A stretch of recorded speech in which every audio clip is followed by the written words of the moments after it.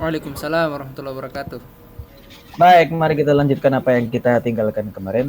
Maaf, yang kita tinggalkan barusan ya. Baik, di situ Anda belajar konsul gitu ya. Di situ Anda belajar konsul dan alhamdulillah yang Anda pelajari itu adalah akhir dari buku kedua. Gitu ya. Alhamdulillah Anda sudah selesaikan buku kedua, buku perintah dasar. Dengan begini Anda mendapatkan dasar-dasar untuk perintah dasar. Anda sudah bisa melakukan navigasi, dia berjalan-jalan di dalam sistem Anda, dan Anda melakukan banyak sekali perintah, gitu ya. Baik, kalau gitu sekarang lakukan lagi share screen. Saya sudah di sana. Mignu. Oke. Sudah. Oke, luar biasa ya. Allow definition. Share screen. Kita share screen begitu. Sudah. Kita lihat bersama-sama selamat datang. Oke, keren banget. Baik. Di sana kemarin itu saya sampai di mana untuk menjelaskan website Teknoplasma itu? Sampai dibawa. Sampai selesai, Kak. Sampai apa kemarin? Sudah ya, sudah sampai apa? Pencarian di situ ya. Oh, berarti pencariannya belum. Oke, bagus. Ya, silakan Anda download dulu semua. Sudah. Silakan Anda download dan diletakkan di desktop ya. Tolong diletakkan di desktop. Ya, di-download semua terus ditaruh di desktop. Taruh di area wallpaper. Gitu ya.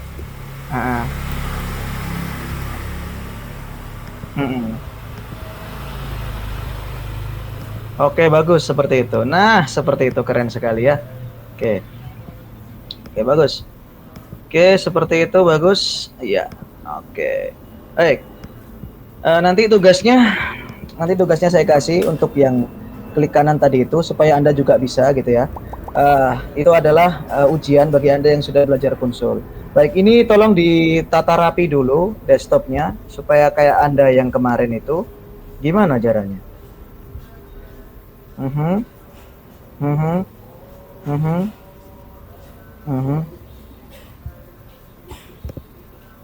Oke, keren sekali ya. Seperti itu, bagus. Oke, keren. Iya, seperti itu, bagus. Nah, sehingga kalau Anda mau buka bukunya gampang, tinggal diklik 2 kali di situ sama seperti di Windows. Oke, baik kalau gitu kita insya Allah akan maju ke pembahasan berikutnya, yaitu Anda buka buku ketiga. Buku ketiga judulnya apa?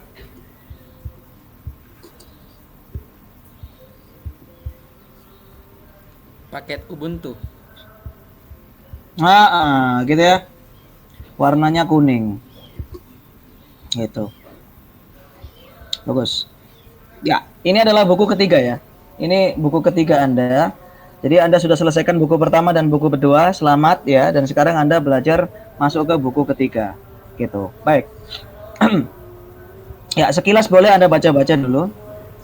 Itu adalah pelajaran Anda ya. Itu pelajaran Anda, buku ketiga. Oke, bagus. Itu yang akan Anda pelajari. Jadi intinya pengoperasian komputer itu terletak pada pemasangan aplikasi. Gitu.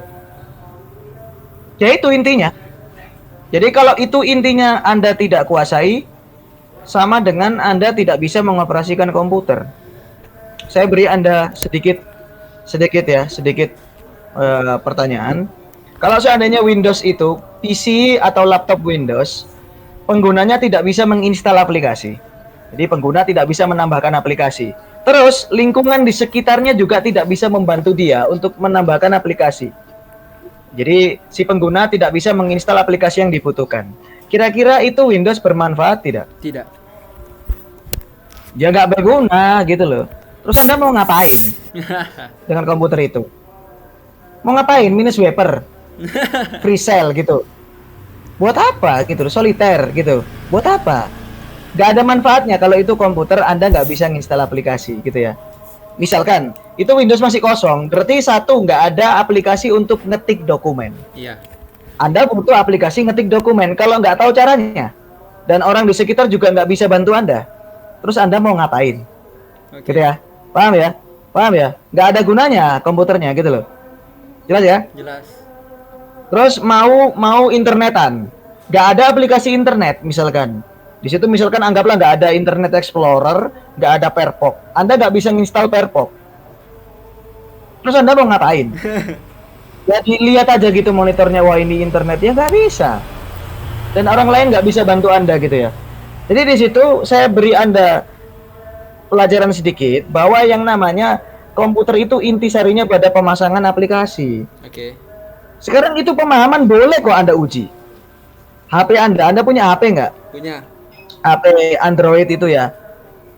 Punya Anda Android, mungkin teman Anda punya iPhone. Tahu iPhone? Ya. Apple iPhone. Gambarnya Apple, ada kerowaknya, bolongnya sedikit. Gitu ya.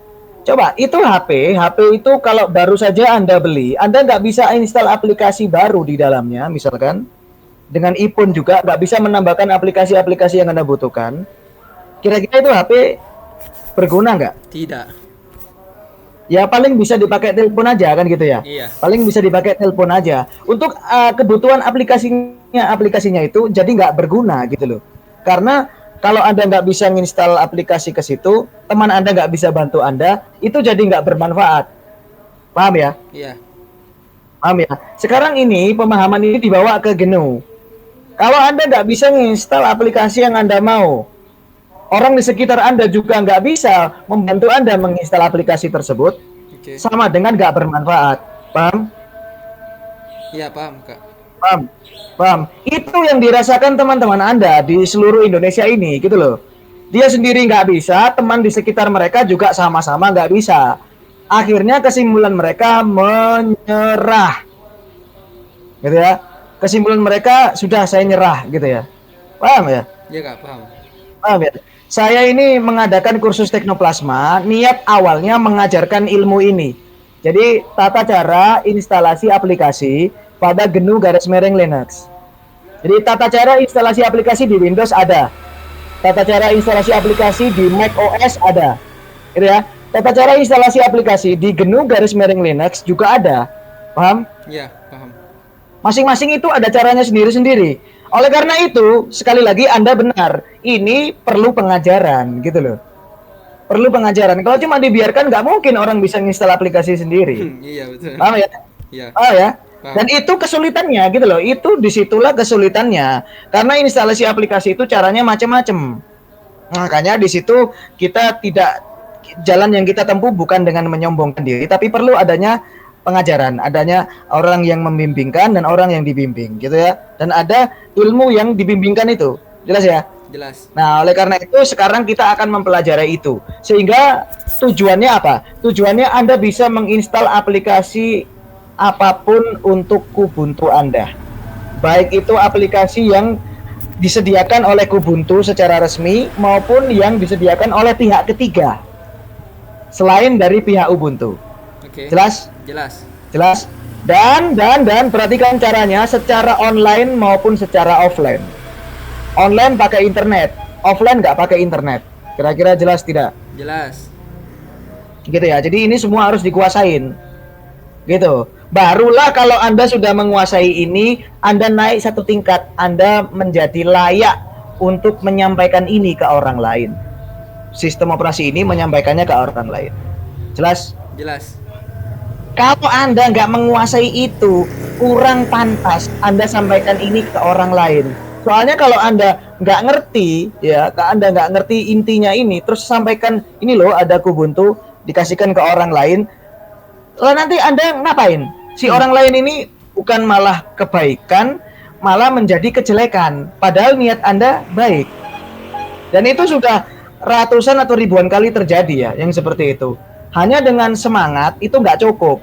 Ya, semangat itu perlu kita barengi dengan apa? Kita barengi dengan apa? Ilmu. Semangat itu perlu kita barengi dengan ilmu. Ini Anda yang lebih tahu gitu ya. Makanya langsung bisa jawab kan gitu. Nah, oleh karena itu kuasai ya. Ini adalah bagian paling penting dari kursus kita. Bagian terpenting dari kursus Teknoplasma adalah bagian ini. Buku nomor berapa? Buku nomor 3 gitu ya. Kira-kira itu apa saja yang dipelajari? Tolong dibaca yang keras. Di buku ini. Itu kan sudah dibaca ya. Iya. Itu sudah dibaca Anda. Apa halaman berapa itu? Halaman 4. Di situ ada rangkuman. Tolong dibaca yang keras. Halaman itu saja. Kursus sistem manajemen paket Ubuntu bertujuan memampukan peserta menginstal software di Ubuntu secara online dan offline. Peserta dibimbing agar bisa memilih, mencari, dan memasang software dari repositori Ubuntu maupun dari PPA. Peserta dibimbing agar bisa mengelola paket-paket termasuk hapus dan upgrade. Hasil akhir yang dimaukan ialah peserta mahir menginstal software untuk kebutuhannya sendiri sehari-hari. Bagus. Kira-kira itu penjelasan itu jelas tidak? Sangat jelas, mudah dimengerti. Oke, lanjutkan. Lanjutkan. Itu ada teori, ada praktek. Oke. Ada teorinya. Kita harus ketahui apa itu Ubuntu, ketahui apa itu paket, ketahui apa itu repository, dan apa itu dependensi.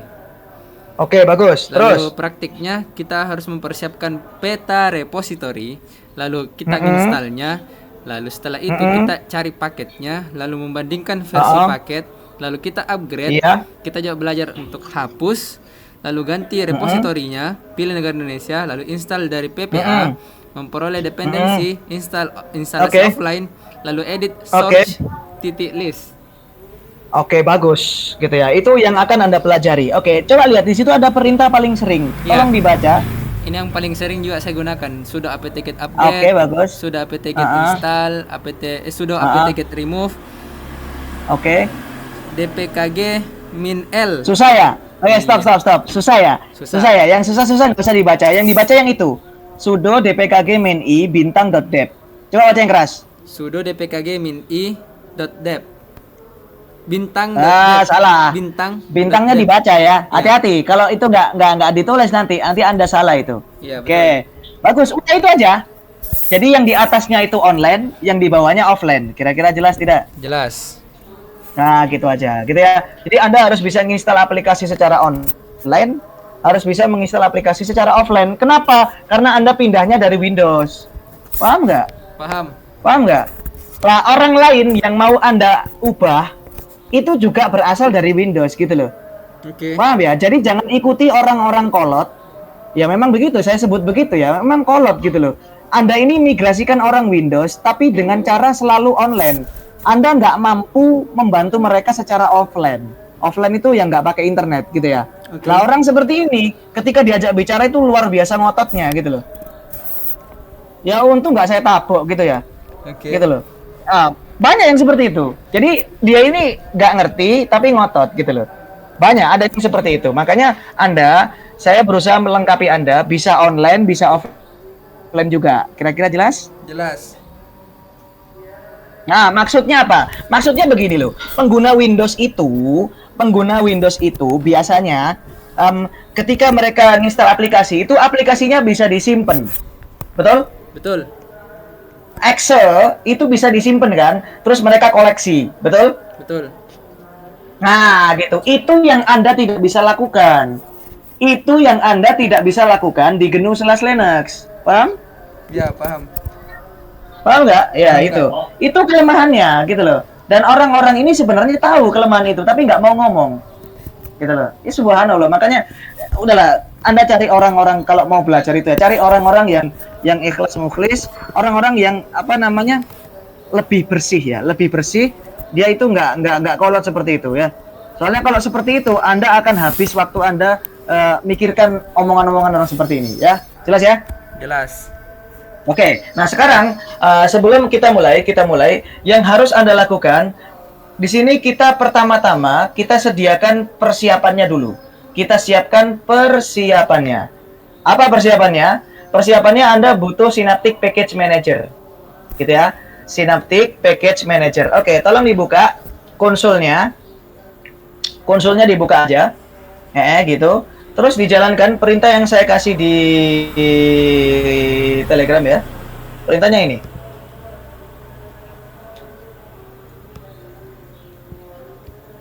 Terus ini nggak usah dihafal ya. Perintah ini panjang, nggak usah dihafal. Boleh di copy paste juga. Yang penting Anda dapat sinaptik dulu. Gitu ya. Ini nggak termasuk pelajaran, udahlah. Ini bonus dari saya. Yang penting Anda nginstal dapat sinaptik. Gitu ya. Selama Anda seorang siswa belajar, Anda pakai sinaptik. Paham? Paham. Selama Anda mengajari orang lain yang juga baru belajar, pakai sinaptik. Beri dia sinaptik. Paham? Paham.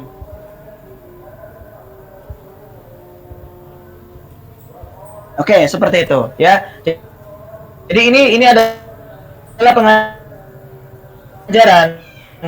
Ini adalah pengajaran. Ini adalah sodako dari saya ke Anda, dari Anda ke orang lain, nanti orang lain juga ke orang lain pula. Tolong disampaikan kepada yang tidak hadir. Gitu ya. Bagus. Kalau sudah diinstal, ukurannya berapa tadi? 17. Sorry. Sorry. Berapa ukurannya? Berapa tadi itu? 3 MB. 3,8. Oke. Oh, itu kayaknya dia nganu ya, ikut terus. Bagus. Itu untuk pertama, oke, di screenshot dulu.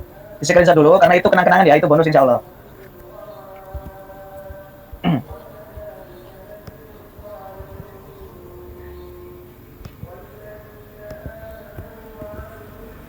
Namanya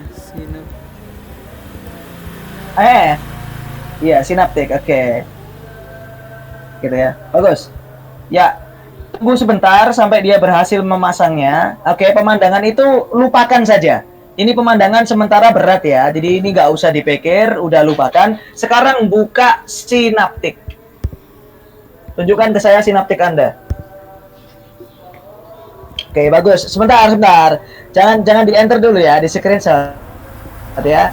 Screenshot jendela kecilnya itu aja.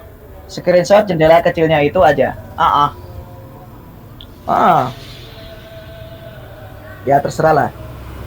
Karena keyboardnya katanya ada yang bermasalah itu. Oke. Dikasih keterangan sama sinaptik. Nggak usah digonta-ganti. Oke, sekarang masuk ke sinaptik. Perhatikan baik-baik tampilannya seperti apa.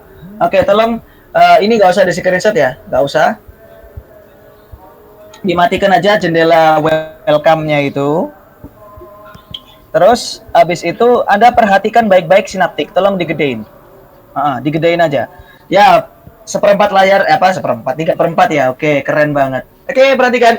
Seperti inilah saudaraku yang namanya sinaptik. Sinaptik itu adalah tata cara instalasi aplikasi pada GNU/Linux. Ini caranya gitu ya. Jadi gerbang masuknya dari sini. Paham? Paham. Oke, bagus. Jadi Anda akan menginstal, mencari, meremove, mengupgrade apapun pakai sinaptik. Makanya disebut package manager. Coba perhatikan. Di atas itu ada namanya sinaptik package manager gitu ya. Itu menjelaskan. Sinaptik itu namanya, package manager itu sifatnya. Jadi sifatnya apa? Dia mengelola paket.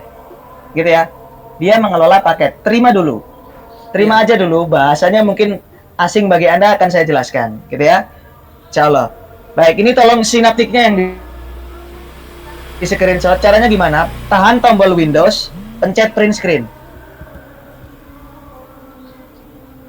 Nah, kayak gitu loh caranya screenshot, oke?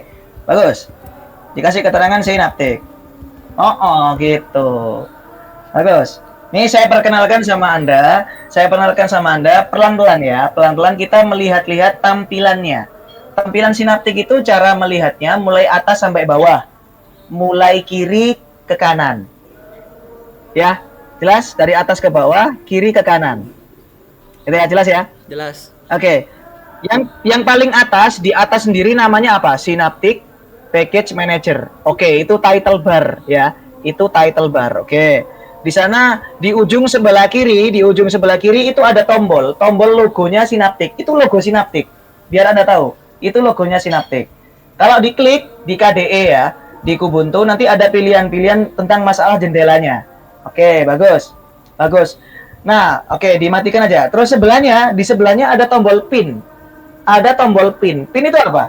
Kalau itu di pin, perhatikan, nanti semua desktop 4-4-nya itu ada Synaptic yang sama. Itu kecanggihan lagi, itu kecanggihannya sistem GNU. Ya, jadi kalau ada 4 workspace, semuanya akan menampilkan Synaptic yang sama. Jadi kalau Anda pindah-pindah kemanapun, ke workspace, ke monitor yang manapun, Synaptic akan selalu bersama Anda. Paham nggak? Paham. Oh, keren ya, keren sekali. Nah, kayak gini, coba kayak gini dari tadi, kan keren, luar biasa ya, luar biasa. Keren sekali. Gitu. Oke, baik. Itu tadi perkenalan.